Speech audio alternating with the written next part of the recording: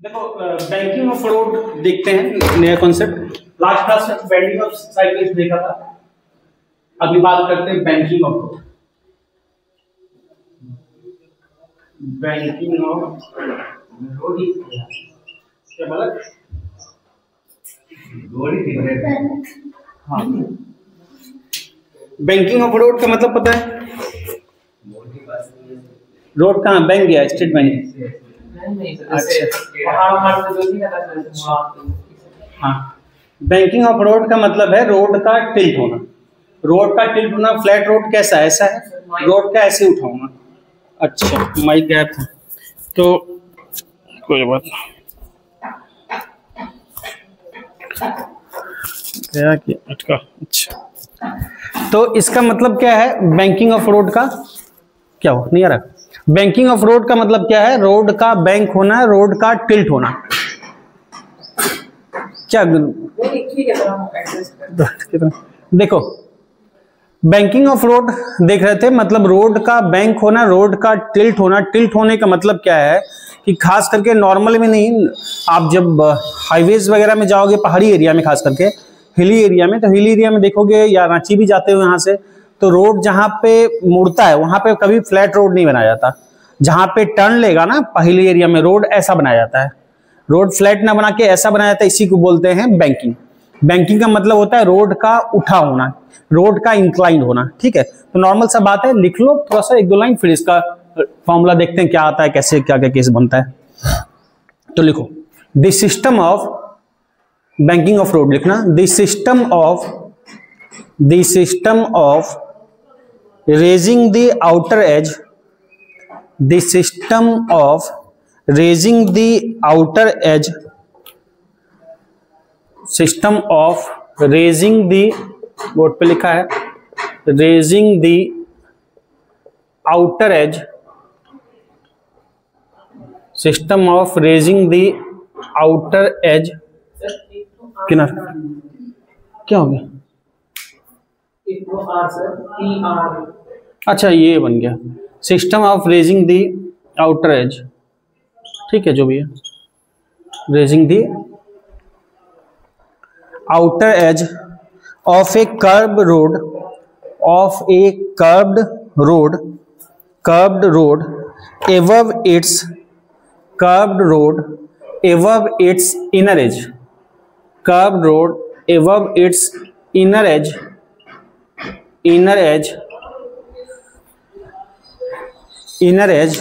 is called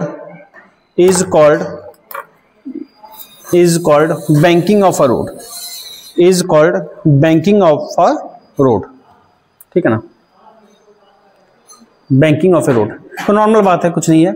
outer as inner as का क्या मतलब? ऐसे हो गया तो ये क्या कहलाएगा? इनर एज, ये कहलाएगा आउटर एज। तो आउटर एज का उठा होना इनर एज के कंपेयर में, इस चीज को क्या बोलते हैं? इसको बोलते हैं बैंकिंग। एक टर्म आएगा एंगल ऑफ बैंकिंग। तो एंगल ऑफ बैंकिंग सीधा क्या है कि कितना उठा हुआ है जो outer edge compare to inner edge, मतलब कितना वो इंक्लाइंड है, उसको क्या बोलते हैं? Angle of banking. लिखो, the angle through which the outer as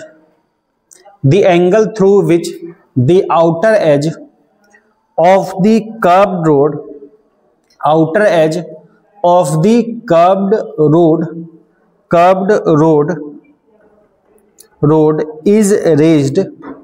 curved road is raised above the inner edge is called angle of banking। above the inner edge is called angle of banking, तो ये तो मान लो theory हुई simple. समझ में आया ना क्या चीज है? तो नॉर्मल सा चीज है, जितना रोड इंक्लाइंड होता है उसी को बोलते हैं angle of banking. Outer as हो गया बाहर वाला, इनर एज हो गया अंदर वाला। ये है फ्लैट रोड ऐसे टिल्ट है, इसका मतलब ये इनर है, ये आउटर है, ये जितना एंगल टिल्ट हुआ इसी को बोलते हैं एंगल ऑफ बैंकिंग। तो यहां हमको जो काम है, बेसिकली हमको फॉर्मूला पता करना है कि कितना सेफ स्पीड होता है किसमें, जब कोई कार या व्हीकल टर्न कर रहा है किस पे, तुम्हारा सर्कुलर रोड पे। तो बैंकिंग के केस में क्या सेफ स्पीड होता है ये देख रहे हैं। तो अब जरा बात को समझना, हम जो फिगर में दिखाएंगे, फिगर में आपको वो चीज बिल्कुल नहीं दिखेगा क्योंकि 2D फिगर है, बात 3D की हो रही है। लेकिन समझने की कोशिश करना, जैसे कि आप समझो कि कोई कॉपी है तो ना, कोई भी कोई, ठीक, देखो ये कॉपी है, जैसे देखो, अच्छा ये बालक वाली का पढ़ रहा है, अच्छा बात है। तो ये कॉपी है, ये फ्लैट रोड है, ठीक है ना, ये उठा दिए, ये क्या हो गया तुम्हारा इंक्लाइन रोड, यही बैंकिंग हो गया, तो रोड का बैंकिंग ये हो गया। अब कोई कार है, मान लो कार इस पे घूम रही है, समझना, इस पे सर्कुलर टर्न ले रही है, ऐसे रोड पे सर्कुलर टर्न ले रही है, तो किस स्पीड से सर्कुलर टर्न ले कि सेफर स्पीड हो, दो बातें पॉसिबल है कि एक कार घूमते हुए स्कीड कर जाए बाहर की तरफ, और एक पॉसिबल है कार क्या हो अंदर की तरफ आ जाए, दोनों अनडिजायरेबल। हम कार पहिए पे स्ट्रिक्ट रहते हुए घूम जाए वो सेफर है, वही डिजायर्ड है। अगर पहिया स्कीड कर जाए, मतलब सीधा जैसे पहिया घूम रहा है वैसे ना घूम के स्लिप कर जाए, चाहे बाहर की तरफ चाहे अंदर की तरफ, दोनों अनडिजायर्ड है, ठीक है। हम एक केस का प्रूव करेंगे, दूसरा भी वैसे ही होता है, तो देखते हैं क्या है। तो दो केस कहलाता है, एक केस कहलाता है तुम्हारा, इसमें दो केस की बात होती है, एक होता है स्पीड अप, दूसरा केस होता है स्लिप्स डाउन। स्पीड अप मतलब बाहर की तरफ निकल जाए, और स्लिप्स डाउन क्या होता है अंदर की तरफ। इसमें जो मोस्ट कॉमन केस है वो है स्पीड अप।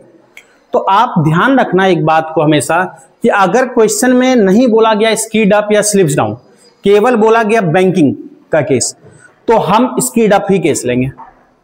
क्वेश्चन में कहा दिया स्पीड अप, तब तो स्पीड अप लेंगे ही लेंगे। क्वेश्चन में जब तक स्लिप्स डाउन वर्ड यूज नहीं करेगा, हम स्लिप्स डाउन नहीं लेंगे। स्लिप्स डाउन तभी यूज करेंगे जब क्वेश्चन में साफ साफ लिखा है स्लिप्स डाउन, अदरवाइज हमेशा हम स्पीड अप का केस लेते चलेंगे, चाहे लिखा हो चाहे नहीं लिखा हो। क्लियर बात है। अब हम प्रिवेंट करें स्पीड अप, मतलब बाहर की तरफ घिसते हुए ना जाए कार, स्पीड ना करे, ठीक। अब देखना, जो फिगर बनाऊंगा वो फिगर एग्जैक्टली वैसा नहीं होगा जैसा हो रहा है, क्योंकि वो 3D बोर्ड पे नहीं दिख सकता। तो आप समझना, जो समझा चुका हूं कि एक इंक्लाइंड ये है, ठीक है, इंक्लाइंड है, मान लो ये थीटा, ये सर्कुलर रोड है। बात समझ में आ रही है? आपको फिगर जो दिख रहा है वो रियल फिगर की तरह नहीं दिखेगा, लेकिन समझना है इस बात को। मतलब इस सर्कुलर रोड पे कार ऐसे टर्न ले रहा है, और ये क्या है इंक्लाइंड है, ठीक। कार कहां है? कार यहां पे है, सर्कुलर टर्न ले रहा है इंक्लाइंड प्लेन पे, ठीक है। बेसिकली इंक्लाइंड क्या होता है, पूरा का पूरा प्लेन होता है, सरफेस होता है। बेसिकली ये पूरा सरफेस है जिसपे कार टर्न ले रहा है, इस पूरे सरफेस पे टर्न ले रहा है। अब जब बोर्ड पे दिखाएंगे तो ये 3D लटकता तो दिखेगा नहीं, तो सरफेस आपको क्या दिखेगा, एक लाइन दिखेगा। तो बेसिकली ये सरफेस है, पूरा ऐसे सरफेस है, इस पे कार ऐसे टर्न ले रहा है, तो हमको वो सरफेस नहीं दिखेगा, तो एक लाइन दिखेगी, ऐसा मामला है।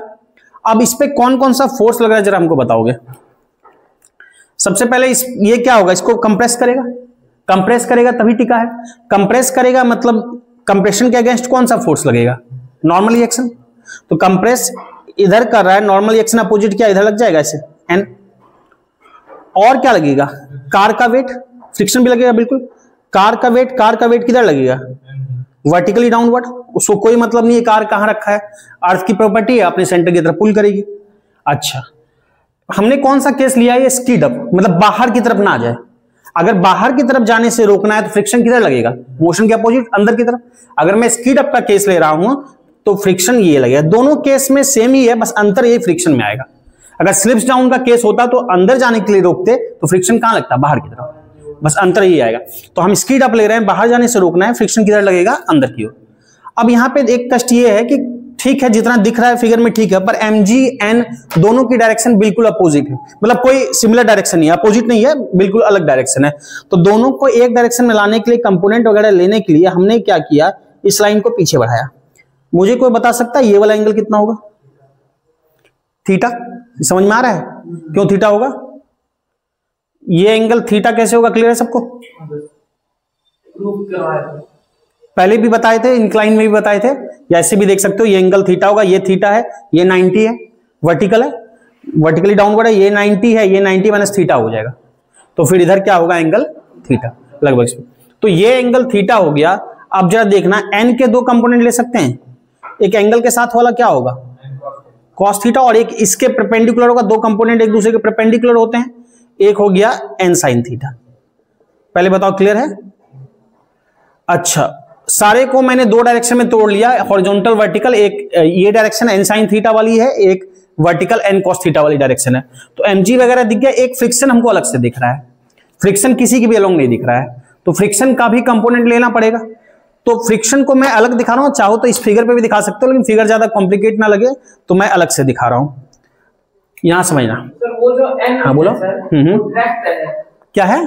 एन जो है, हाँ, वो नॉर्मल है कि वो ट्रैक मतलब जिसपे से गाड़ी घूम रही है? हाँ, तो जिसपे घूमेगी नॉर्मल रिएक्शन कहाँ लगता है? जब किसी चीज को कंप्रेस करता है, कंप्रेशन के अगेंस्ट नॉर्मल रिएक्शन लगता है। तो कार जो है ट्रैक को कंप्रेस करेगा जब घूम रहा है ऐसे इंक्लाइंड प्लेन पे। ये इंक्लाइंड है, इस पे कार ऐसे घूम रहा है, ये कार बैंकिंग यहां पे ऐसे घूम रहा है। तो जब घूमेगा, कार यहां पे खड़ा है, कार यहां पे खड़ा है, कार ये है, तो कार क्या करेगा? इसको दबाएगा ना, नहीं दबाएगा तो टिक ही नहीं सकता। अगर दबाएगा नहीं तो कार अलग हो जाएगा।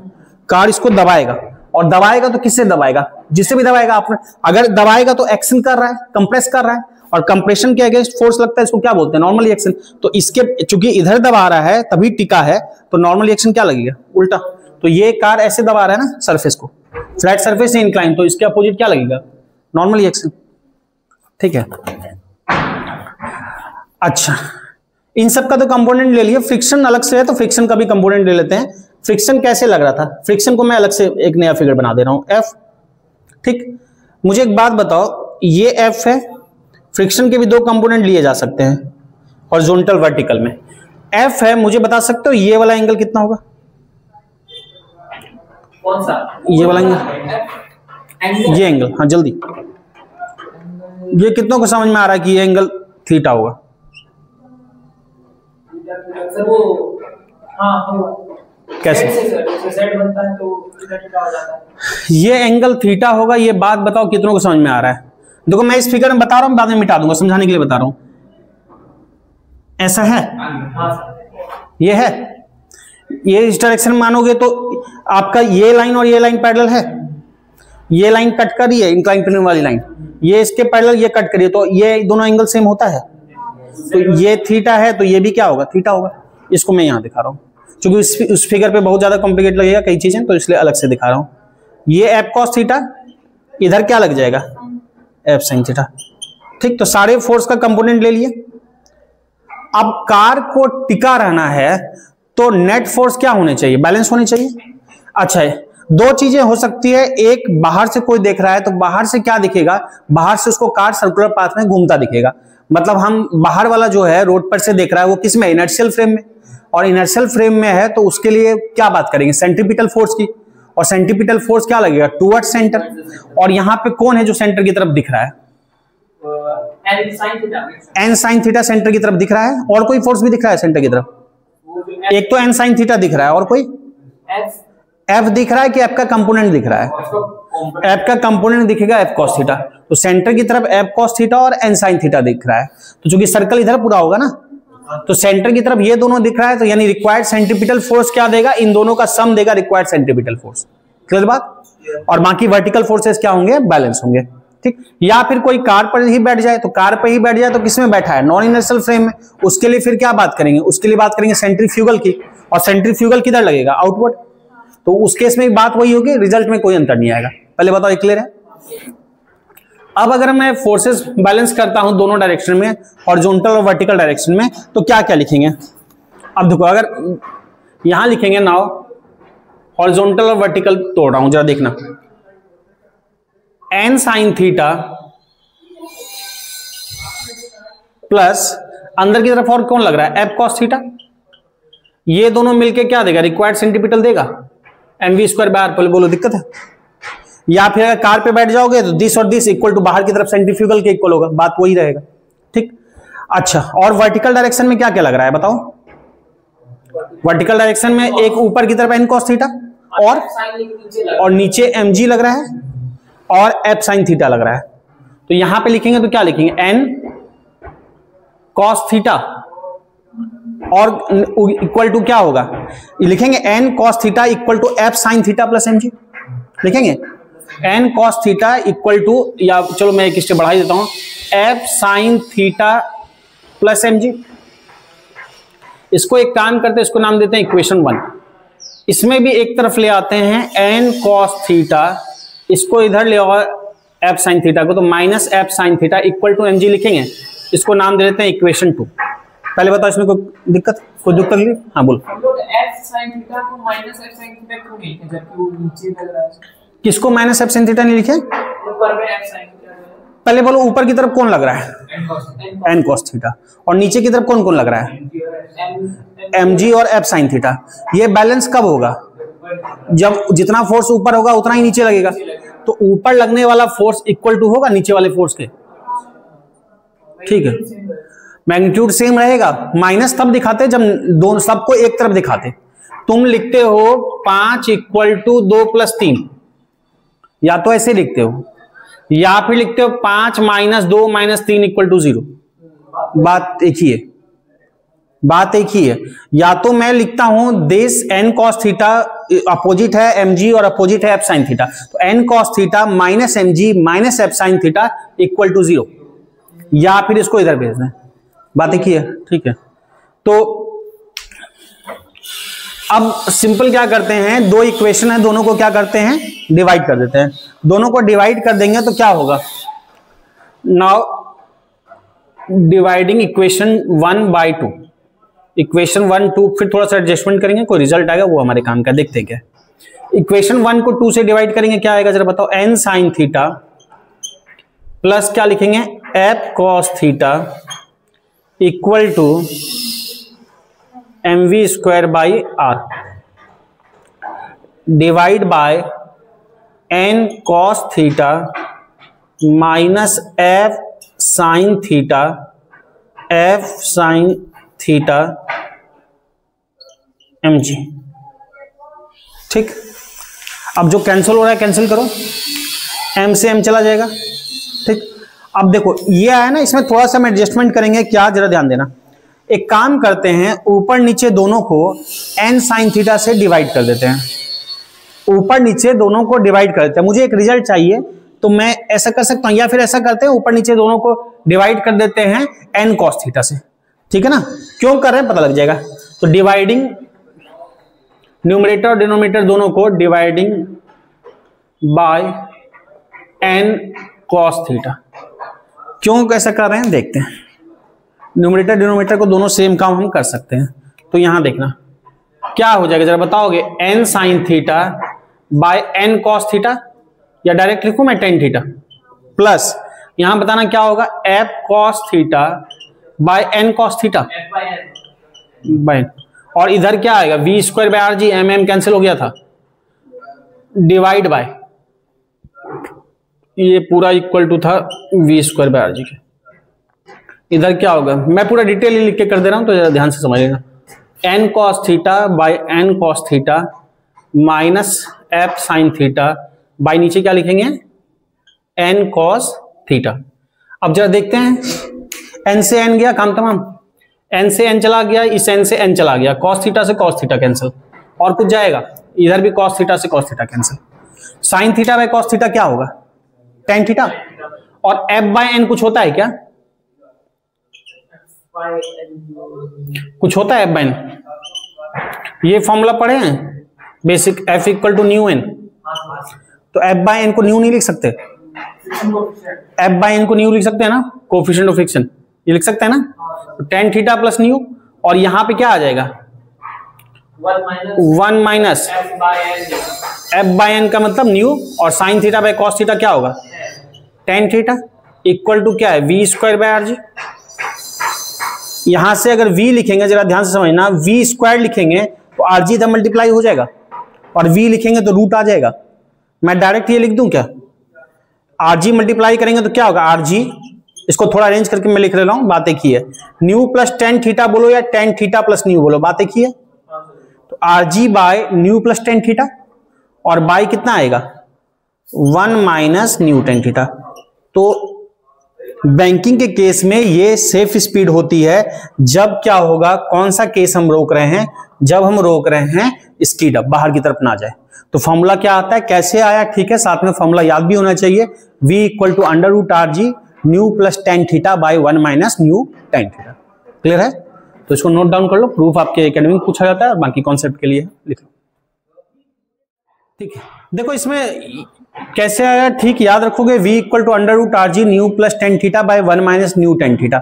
अब एक आपके लिए होमवर्क है, उसको ट्राई करना कि ये केस था स्पीड अप, हमेशा हम इसी केस को लेकर चलेंगे, चाहे लिखा हो चाहे ना लिखा हो, जब तक स्लिप्स डाउन नहीं लिख देगा हम इस केस को टच नहीं करेंगे। अगर स्लिप्स डाउन बोल दिया तब उस केस को सोचेंगे। उसमें क्या करना है, आपका होमवर्क है, घर में ट्राई करके देखना, सीखोगे क्या होगा। अब अंदर जाने से रोकना है, नीचे आने से, तो नीचे आने से रोकना है तो फ्रिक्शन किधर लग जाएगा, ऊपर की तरफ लग जाएगा। स्लिप्स डाउन के केस में फ्रिक्शन इधर लग जाएगा और बाकी सारा कुछ जिधर लग रहा है वैसे ही, बस अंतर कहां आएगा, यहां पे आएगा। फिर इसका कंपोनेंट किधर होगा, दो डायरेक्शन में, ऐसे होगा ऐसे होगा फ्रिक्शन का, तो दो कंपोनेंट, फिर एक कंपोनेंट n cos थीटा के साथ ऐड हो जाएगा और एक कंपोनेंट तुम्हारा n sin थीटा के अपोजिट होगा, यानी नेट फोर्स क्या बोलोगे, n sin theta minus friction का ये component equal to mv square by R. या फिर पंगा नहीं लेना चाहते, इसी पे देखना चाहते, सेंट्रीफ्यूगल करना चाहते हो तो सेंट्रीफ्यूगल बाहर की तरफ लगेगा, n sin theta equal to mv square by R plus friction का कोफिशिएंट। क्लियर? तो आपको प्रैक्टिस के लिए, अपने कॉन्सेप्ट के लिए, क्लैरिटी के लिए करके देख लेना घर में रिजल्ट क्या आएगा, और एग्जाम के पर्पस के लिए और याद रखने के लिए, दोनों याद नहीं रखना, बस इसको याद रखना है। एक याद रखोगे, अगर वो दूसरा केस भी आ गया, मतलब स्लिप्स डाउन का केस आ गया, तो याद रखना कुछ नहीं करना है, बस प्लस और माइनस को चेंज कर दो, मतलब माइनस की जगह प्लस, प्लस की जगह माइनस कर दो, यही आंसर हो जाएगा। हाँ, बाकी सब सेम रहेगा। ऐसा इसलिए होता है क्योंकि फ्रिक्शन जस्ट पलट गया तो सारा ये हो जाता है, बाकी करके देखना सेम भी आएगा। ठीक है, चलो तो अभी अगला देखते हैं। अच्छा, इसमें थोड़ा सा और बात करेंगे, इसके लिख लेना, इसमें स्पेशल केसेस लिखना, स्पेशल केसेस। ठीक है, अब मैं मिटा दे रहा हूं जो था वही। तो v इक्वल टू हमारे क्या आया था, under root R G mu plus tan theta by 1 minus mu tan theta, यही था। फर्स्ट केस लिखना, when there is no friction, when there is no friction between tire and road, when there is no friction between tire and road, मतलब क्या है कि tyre बहुत ज्यादा घिस जाए, टायर बहुत ज्यादा घिस जाए तो फ्रिक्शन क्या होगा, लगभग जीरो। अगर टायर बहुत ज्यादा घिस जाए तो फ्रिक्शन लगभग जीरो, यानी फ्रिक्शनल कोफिशिएंट जो लगेगा न्यू इक्वल टू क्या बोलोगे, जीरो। उस केस में v कितना होगा जरा रखो, तो न्यू की वैल्यू जीरो रखो, ये जीरो हो जाएगा, ये वाला टर्म क्या हो जाएगा, जीरो। तो अंडर रूट क्या आएगा, आरजी, और टेन थीटा बचेगा ना, v equal to under root RG tan theta होगा उस केस में। अगर फ्रिक्शन बहुत कम हो जाए, नेग्लिजिबल हो जाए, या आइडियल केस में बोलो तो जीरो हो जाए, तो v equal to under root RG tan theta. Mu zero हो गया तो आरजी टेन थीटा, और नीचे जीरो है, 1 माइनस जीरो 1 ही होगा, तो under root RG tan theta आएगा। क्या क्लियर है? पुट करके आ जाएगा। सेकंड केस लिखो, इसमें सेकंड केस लिखना, angle of banking, angle of banking. अच्छा, यहां पे थीटा जो है ना, एंगल है ना, इसी को बोलते हैं एंगल ऑफ बैंकिंग। तो एंगल ऑफ बैंकिंग जो इंक्लाइन दिख रहा है उसका angle, angle of banking for, angle of banking for लिखना मिनिमम, बोर्ड पे लिखा है, angle of banking for minimum wear and tear, board पे लिखा है, angle of banking for minimum wear and tear. लिखो तो सही, पहले मिनिमम जैसे लिखा लिख लो, wear and tear, minimum wear and tear. Wear and tier का मतलब होता है कि, वियर एंड टियर का मतलब होता है घिसना, टायर का घिसना। मिनिमम वियर एंड टियर का मतलब होता है टायर कम से कम घिसे। मिनिमम वियर एंड टियर का मतलब होता है, वियर टियर का मतलब घिसना होता है, मिनिमम का मतलब टायर कम से कम घिसे। टायर कम कब घिसेगा, जब फ्रिक्शन कम लगेगा, तो मतलब वही वाला मामला है, न्यू इक्वल टू जीरो वाला। मिनिमम वियर टियर मतलब यही मामला है। हमको उस केस में क्या पूछा है, थीटा बोला गया है, तो v इक्वल टू क्या आया, under root R G tan theta.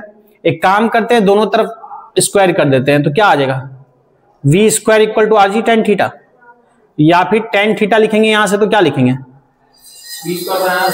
v square by R G. या फिर थीटा लिखेंगे, चूंकि एंगल क्या है, एंगल पूछा गया तो थीटा है, इसको इधर ले जाएंगे क्या होगा, tan inverse v square by R G. तो मिनिमम वियर एंड टियर के लिए थीटा क्या होना चाहिए, tan inverse v square by R G. पहले बताओ ये क्लियर है, कोई दुख तकलीफ नहीं? हाँ बोलो। सेम फॉर्मूला उधर आया था, उसमें बेंडिंग आया था, सही हो गया। ऐसा नहीं समझा जाएगा कि वही बेंडिंग हो गया, बेंडिंग नहीं, बेंडिंग का कोई लेना देना नहीं है उससे।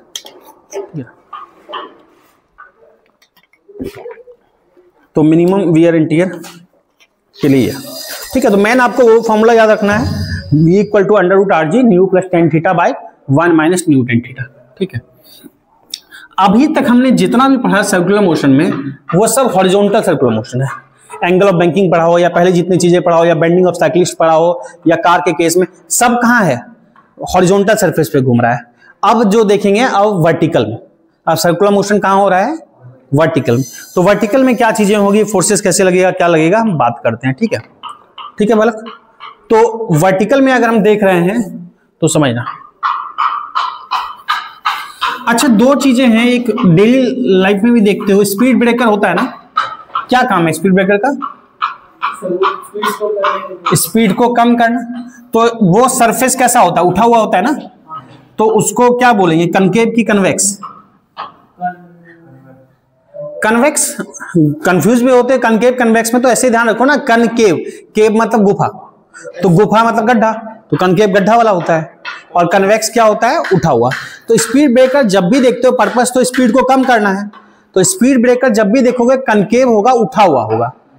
तो स्पीड ब्रेकर, स्पीड को कम पता है गड्ढा भी बना के किया जा सकता है। अगर स्मूथ गड्ढा बना दिया जाए ना बहुत अच्छे से, ऐसा नहीं कि ऐसा गड्ढा है बड़ा क्ली चला जाए गाड़ी, अगर एक स्मूथ सा गड्ढा बना दिया जाए ना तो भी तो काम कर सकता है। लेकिन स्पीड ब्रेकर गड्ढा सा यानी कनकेव नहीं बनाया जाता, क्यों, स्पीड ब्रेकर हमेशा कन्वेक्स ही बनाया जाता है।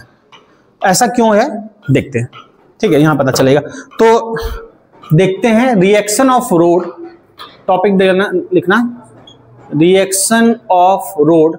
अब वर्टिकल सर्कल पे आ गया, वर्टिकल फोर्सेस वगैरह देखेंगे। रिएक्शन ऑफ रोड ऑन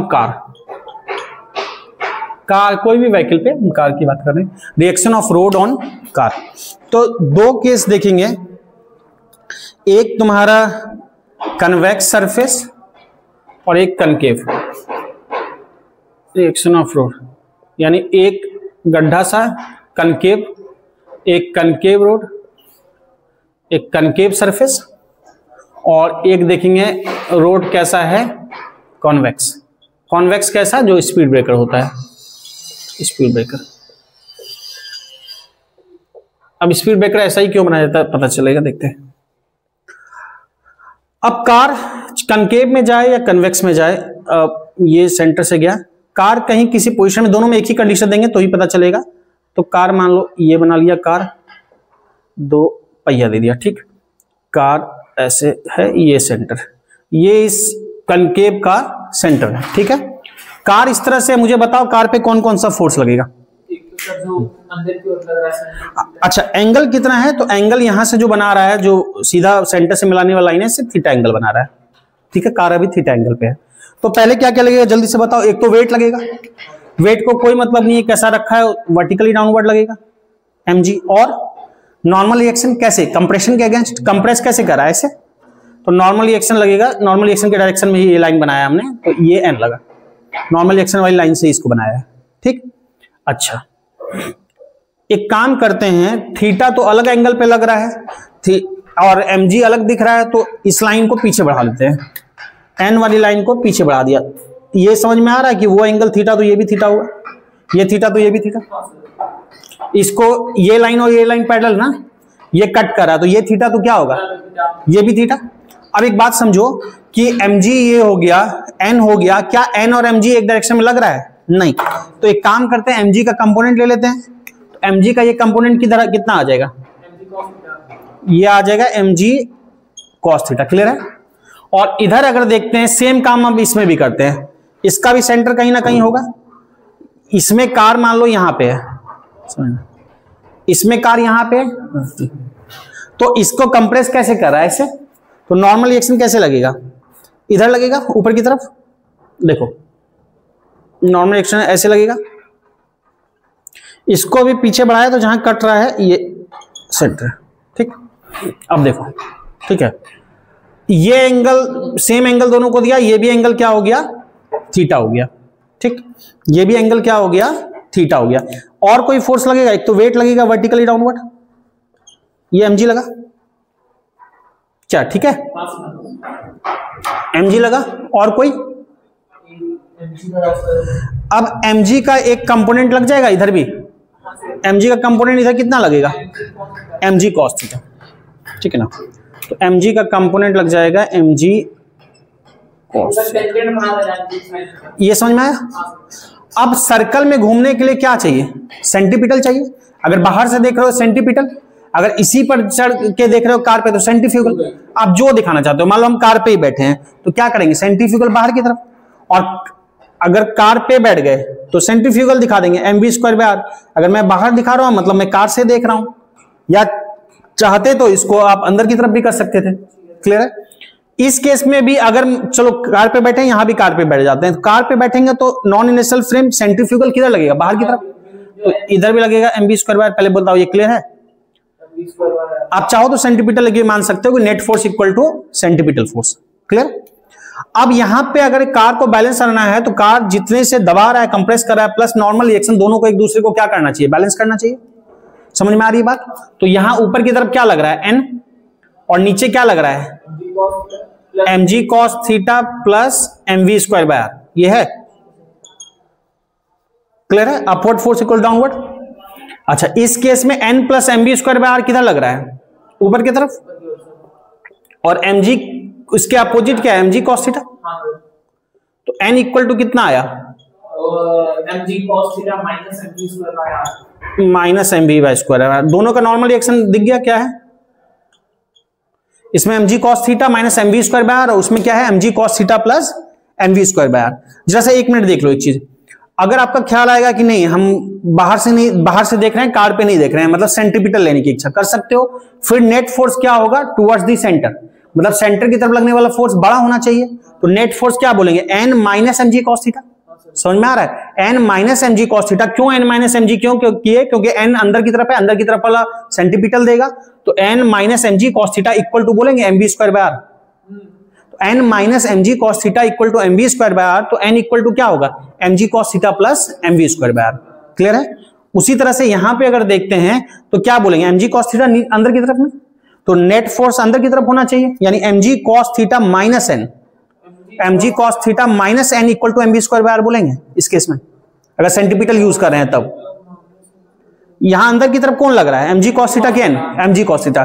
तो सेंट्रीपिटल अंदर की तरफ होने के लिए कौन बड़ा होना चाहिए, अंदर वाला, यानी नेट फोर्स क्या लिखोगे, mg cos थीटा अंदर की तरफ, और बाहर की तरफ क्या है, n। तो mg cos theta minus n should equal to क्या होना चाहिए, रिक्वायर्ड सेंटीपिटल mv²/r।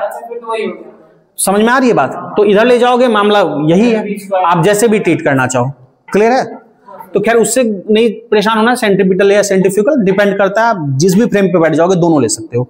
अब एक बात समझो, ठीक है, ये तो n निकाला, n निकाल के किया क्या हमने, दो नॉर्मल रिएक्शन लगाया, दोनों में से कौन सा नॉर्मल रिएक्शन ज्यादा है, जरा देख के बताओ। दोनों का नॉर्मल रिएक्शन आया ना, कौन ज्यादा दिख रहा है, जल्दी। दोनों का फॉर्मूला लिख दिया, ज्यादा कौन दिख रहा है, पहला वाला। क्यों, क्योंकि ऐड है, प्लस में है, और यहां दोनों क्या है, माइनस में है। तो नॉर्मल रिएक्शन ज्यादा कहां लगा, इस केस में। इस केस में नॉर्मल रिएक्शन क्या हुआ, कम हुआ। जितना तेज स्पीड से जाओगे, समझना, कार का मास तो हम चेंज नहीं कर सकते, जी भी उस जगह जो लग रहा है हम चेंज किसमें कर सकते हैं, इसमें। आर तो जिस रेडियस में घूम रहा है वी में, अगर वी जितना ज्यादा तेजी से जाओगे एन इसमें क्या होगा, उतना ज्यादा हो जाएगा, और इसमें एन क्या होगा, ज्यादा नहीं होगा, कंपैरेटिवली उसके एन क्या होगा, कम होगा। यानी कार अगर बहुत तेजी से क्रॉस करेगी ना गड्ढे वाले रोड में, तो एन नॉर्मल एक्शन ऊपर की तरफ लगता है ना, तो ऊपर की तरफ ज्यादा लगेगा, जर्क का चांस। और सेफ्टी, कार ये पर्पस नहीं होता स्पीड ब्रेकर का कि कार एक्सीडेंट करा देना। स्पीड ब्रेकर का पर्पस है कार को मतलब कम स्पीड में चले, स्पीड कंट्रोल करना, एक्सीडेंट कराना पर्पस नहीं है। नहीं तो गड्ढे से बना दिया जाए, क्या होगा, नॉर्मल रिएक्शन ज्यादा लगेगा कार पे, कार क्या होगा, उधर तो स्पीड ब्रेकर स्पीड तो कम हो जाएगा, लेकिन कार पलट जाएगा। तो नॉर्मल रिएक्शन चूंकि ज्यादा लगता है किसमें, कनकेव में, इसलिए स्पीड ब्रेकर ये नहीं बनाया जाता, सेफ्टी पर्पज से ये बनाया जाता है। बात समझे? तो दोनों फॉर्मूला लिख लो, ठीक है, नोट कर लो। ये हो गया, यहीं तक आज रहने देंगे। एक छोटा सा खाली हमको बात बता दो कि ठीक है, सेंटर की तरफ तो O है, सेंटर से हमने दोनों को कंडीशन सेम दिया, दोनों थीटा एंगल पे है कनकेव कन्वेक्स में, और सेंटर से ये लाइन गई, और ये जो नॉर्मल रिएक्शन बनाया हमने दोनों केस में, वो दोनों का नॉर्मल रिएक्शन सेंटर वाली लाइन से पास हो रहा है। नॉर्मल रिएक्शन वाली लाइन जो है अगर पूरे बढ़ा देते हैं आगे पीछे की तरफ, तो दोनों केस में सेंटर से गुजर रहा है। कोई बता सकता है क्यों? देखो यहां भी नॉर्मल रिएक्शन वाली लाइन को हमने O से गुजार दिया, और यहां भी नॉर्मल रिएक्शन वाली लाइन को O से गुजार दिया। ऐसा कैसे? वो तो हो सकता है नॉर्मल रिएक्शन वाली लाइन इधर जाता, क्यों O से ही पास करेगा, और O से नहीं पास करता तो फिर हम ये कर ही नहीं पाते, लिख नहीं पाते। हाँ बताओ सर, सारा पॉइंट सर्कल के सेंटर से एक फिक्स्ड डिस्टेंस पे और टेंजेंट से ही मूव कर रहा है, तो सारा फिक्स डिस्टेंस पे। तो मैं ये कहना चाह रहा हूं कि ये है तुम्हारा केस, कार है यहाँ पे, कार है यहाँ पे, समझना, ये तुम्हारा O है, नॉर्मल रिएक्शन लगे, नॉर्मल रिएक्शन तो ऐसे ही पास कर सकता था, हम O से ही नॉर्मल रिएक्शन को क्यों पास कराए? वो सर जैसे उसमें था ना, किसमें? कि जब हम लोग पढ़े थे कि एक सर्कल जैसे रस्सी बांध के से पत्थर से, कोई रस्सी वस्सी नहीं है इसमें, सिंपल मैथ है। मैथ में सर्कल की प्रॉपर्टी है।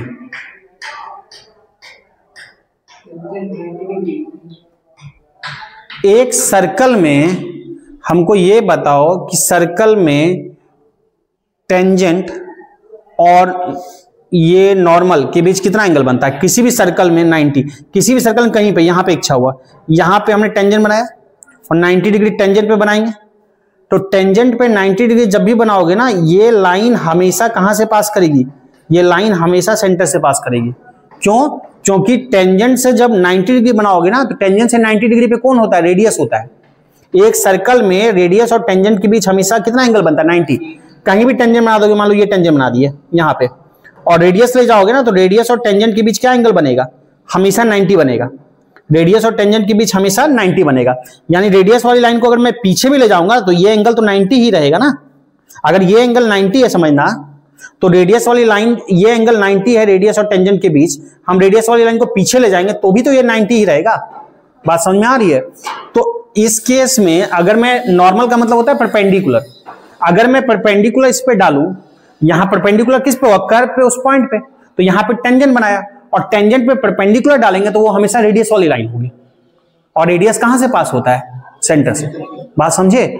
यहां पे भी क्या है, अगर मैं इस पे 90 डिग्री, नॉर्मल मतलब परपेंडिकुलर, यहां पे इस पॉइंट पे टेंजेंट बना के 90 डिग्री बनाओ, तो 90 डिग्री वाली लाइन हमेशा रेडियस से गुजरेगी।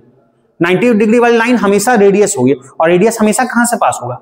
सेंटर से। इसीलिए ये वो जो पॉइंट जहां से भी पास करेगा, ये नॉर्मल, ये हमेशा सेंटर होगा। बात समझिए? तो सिंपली तो इतना नोट कर लिया, फिर कल देखते हैं आगे, ठीक है।